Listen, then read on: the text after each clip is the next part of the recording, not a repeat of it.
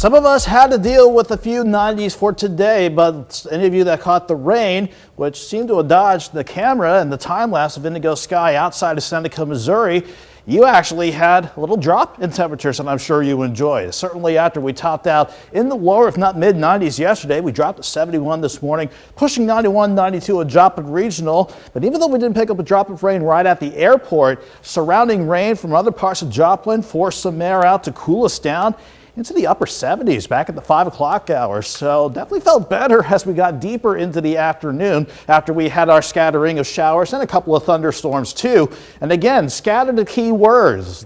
Sure, plenty of you on the Kansas side want to cash in on some rain chances before we look at a mainly dry week ahead of us. But the big bullseye is the heavier pockets of rain, which ranges from about 1.4 inches south of Seneca to almost 3 inches in the southeast side of Joplin, not to mention a couple of other heavier pockets around Mount Vernon, Sarcoxy, let's say south of East Milnet and to the southwest of Cassville.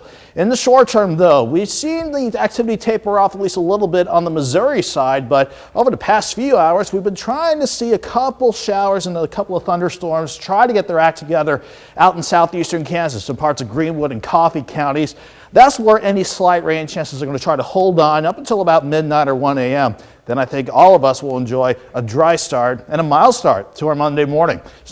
Excuse me, 76 in Joplin right now with an east breeze at about 3 miles per hour. Most spots in Missouri in the mid to upper 70s. A few spots on the Kansas side, northeast Oklahoma, however, are trying to hold on to some lower 80s. But again, our weather here is tame compared to Ida. It made landfall as a strong Category 4 hurricane, 7 miles per hour shy in terms of its wind speeds before it could become a Category 5. Regardless, it was stronger when it made landfall compared to Katrina 16 years ago on this very day. But thankfully now, it's a Category 2 hurricane with 105 mile per hour winds. It's going to continue to weaken as it works over land. It will become a tropical storm as it passes near Jackson Monday afternoon, and then weaken into a depression as it works through Mississippi and the Tennessee Valley and maybe parts of the Northeast as we go into the middle of next week. But no big impacts from Irma in terms of influencing our weather. We just saw it to watch this stationary front parked just to the north, and along as the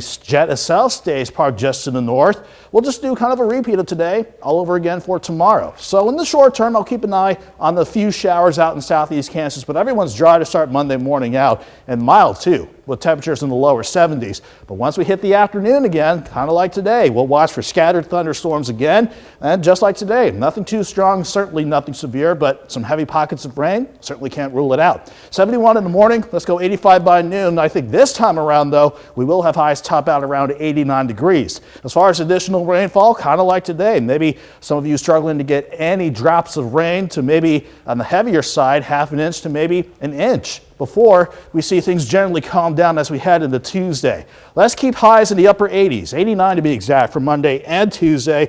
But once that front skedaddles, once we hit Wednesday, Mike, the heat, I don't think much in the way of humidity, but the heat will definitely work back in. Lower 90s through Friday and maybe pushing 93 to 94 by Saturday and Sunday. I'm ready for the heat to ski